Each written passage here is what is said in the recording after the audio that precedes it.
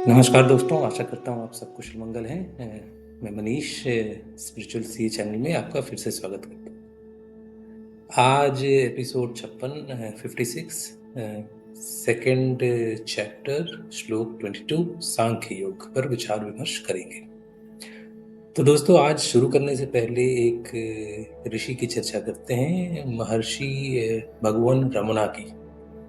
उनके जीवन और विचार के साथ श्लोक 22 का वर्णन करूंगा। तो रमन महर्षि का जन्म 30 दिसंबर 1879 को भारत के तमिलनाडु में हुआ था और उनका नाम वेंकट रमन अय्यर के रूप में हुआ था। नवंबर 1895 में वेंकट रमन को एहसास हुआ कि अरुणाचल एक पर्वत है, एक वास्तविक और दिव्य स्थान है, और उन्हें बचपन में ही इसके अस्तित्व के बारे में पता चला था। और ये जानकर वे अभिभूत हो गए थे कि वास्तव में ये पर्वत मौजूद है। महर्षि रमन एक बहुत बड़े ऋषि थे। उन्होंने एक बालक के रूप में शाश्वत सत्य और आत्म परमात्मा को महसूस किया था। तो कभी समय मिले तो गूगल सर्च करिए और इनकी किताबें पढ़ें। मेरा दावा है आप अपने आप को प्राप्त कर सकते हैं।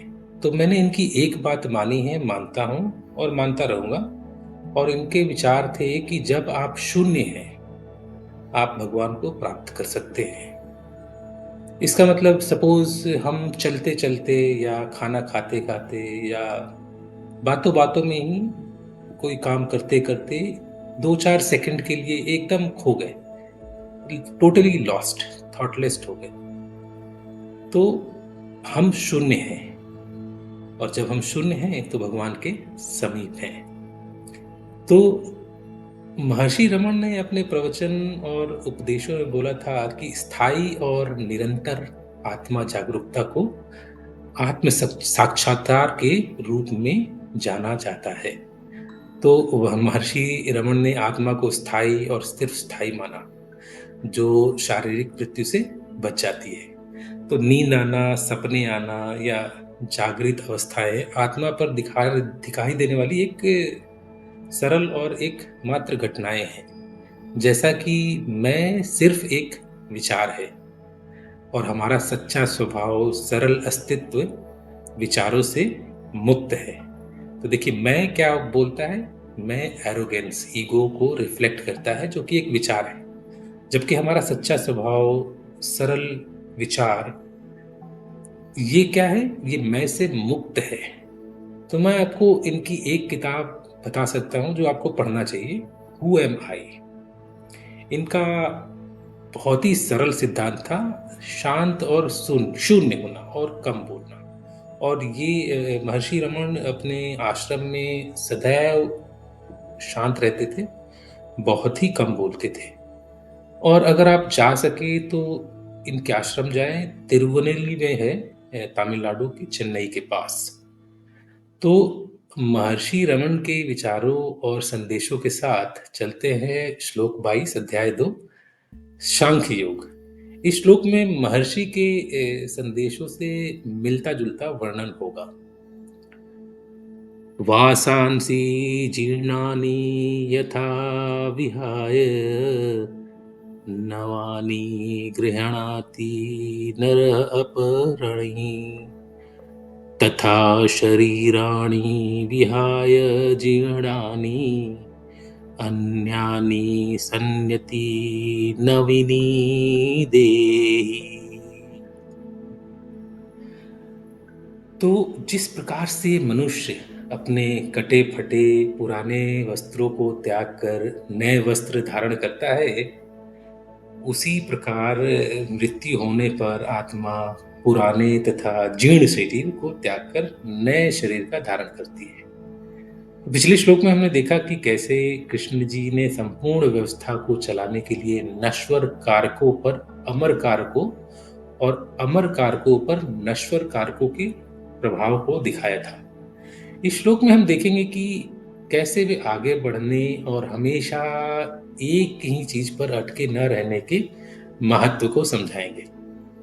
तो यह स्थापित हो चुका है कि आत्मा कभी भी अपने आप में परिवर्तन नहीं करती है, लेकिन वह जिस शरीर में काम करती है उसे बदलती है। इस प्रकार ठीक उसी तरह जैसे एक मानव शरीर कपड़े बदलता है, उसी तरह आत्मा एक शरीर से दूसरे शरीर में अपने को बदलती रहती है। जब तक शरीर प्रकृति के संपर्क में रहता है, तब तक आत्मा बारी-बारी से पुराने शरीर को छोड़कर नए शरीर में प्रवेश करती रहती है। तो मनुष्य की आदत है कि वह अपने पुराने शरीर और मृत और नए शरीर को जन्म कहता है। हम क्या कहते हैं? जन्म होता है, सेलिब्रेशंस होती हैं। हालांकि ऐसा कुछ ग्रेट थिंग नहीं हुआ जिसमें शरीर नए आकार और रूप लेता है। लेकिन हम यह नहीं जानते हैं कि पुराना शरीर वास्तव में मृत नहीं है या जीवित है और अपने मूल रूप में वापस आ जाता है, क्योंकि शरीर सड़ता है, खाद बनता है, मिट्टी से जुड़ता है, मिट्टी को पोषण देता है और फिर प्रकृति को बढ़ने देता है, कंट्रीब्यूट करता है प्रकृति में, जिससे नई कोशिकाओं का निर्माण होता है और नए नए जन्म होते हैं। तो एक कंप्लीट साइकिल है। डेथ के बाद हम खाद बन जाते हैं, हम इसी मिट्टी में मिल जाएंगे और इसी मिट्टी से नए जीव का जन्म होगा। इसलिए मृत व्यक्ति वास्तव में मृत नहीं है बल्कि जीवित है, और जीवित व्यक्ति वास्तव में जीवित नहीं बल्कि वह मृत्यु के करीब है। तो अब यहाँ ध्यान देने वाली बात यह है कि मृत्यु सिर्फ व्यक्ति के उम्र से संबंधित नहीं है। यह प्रासंगिक नहीं है कि मरने वाला व्यक्ति बच्चा है या बूढ़ा है। जो व्यक्ति मरता है वह इसलिए मरता है क्योंकि उसका जीवन समाप्त हो चुका और उसे जीवित रहने और किसी और के जन्म को टालने की जरूरत नहीं है। इसलिए हमको नहीं पता है कि हम कब मरेंगे, इसलिए हमको जल्दी से जल्दी यह तय करने की जरूरत है और सुनिश्चित करें कि हम और आप सब सही समय पर हैं। तो पुराने कपड़ों को बदलना शरीर के लिए खुशी की बात है, पुराने कपड़े और उसके समकक्षों के लिए नहीं है। आत्मा के लिए भी यही बात है। आत्मा को नया जीवन और आगे बढ़ने का नया तरीका मिलने से खुशी होती है और शरीर को छोड़कर कोई दुख नहीं होता है। तो मनुष्य का दुख आत्मा की खुशी और आगे बढ़ने की आवश्यकता से बहुत ही छोटा है। तो फिर दोस्तों निष्कर्ष क्या है आज का?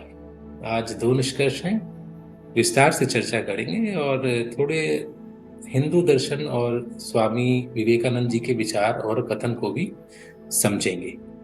तो स्वामी विवेकानंद जी ने कहा कि ईश्वर और प्रकृति के बारे में, ईश्वर शाश्वत है, प्रकृति शाश्वत है। तो आत्मा के बारे में उन्होंने क्या कहा? उन्होंने कहा आत्मा भी शाश्वत है। कोई आत्मा कभी नहीं जन्म लेती है और न ही आत्मा मर सकती है।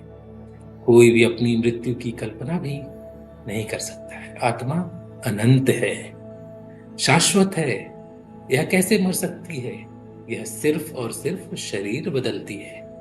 तो जैसे मनुष्य अपने पुराने कटे फटे वस्त्र उतार कर नए और ताजे वस्त्र पहनता है, वैसे ही फटे पुराने शरीर को भी फेंक दिया जाता है और नया शरीर आत्मा ले लेता है। तो पहला निष्कर्ष ये है कि हम सब ने कभी न कभी ब्लड टेस्ट करवाया होगा। तो क्या होता है ब्लड में?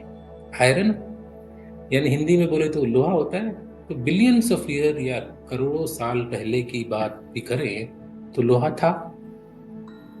लोहा इस शरीर में है, इस पृथ्वी पर है, जानवर में है, मनुष्य में है, डायनासोर में भी था और अब भी ये हमारे शरीर में खून के रूप में लोहा यानी आयरन है और हमारे शरीर को काम करने में मदद कर रहा है।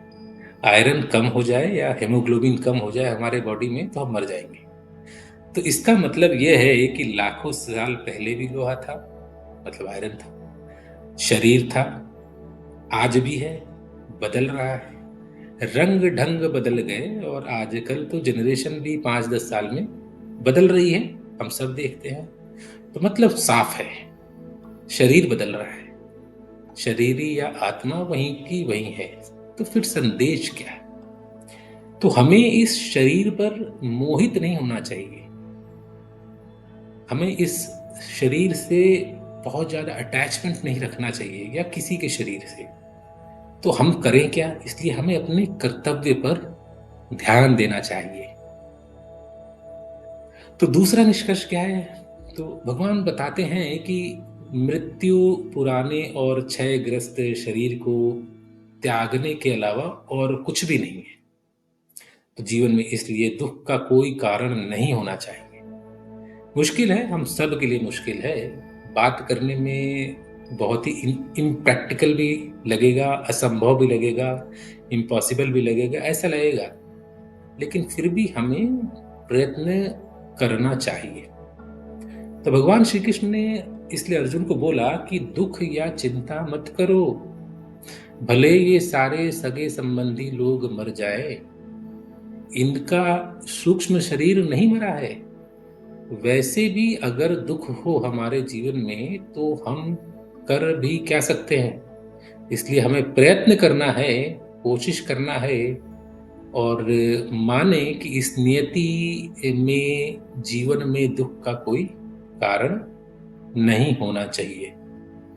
तो सुख और दुख दोनों ही नियति है, यानी कि एक सुख और दुख का लाइफ साइकिल है। सुख आएगा तो दुख जाएगा, और दुख आएगा तो सुख जाएगा।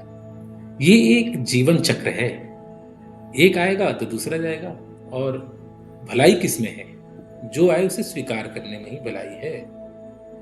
तो दोस्तों, विदा लेते हैं आपसे। सुख का सदैव सदैव अनुभव करें। जय श्री कृष्णा, और मिलते हैं अगले श्लोक में। धन्यवाद।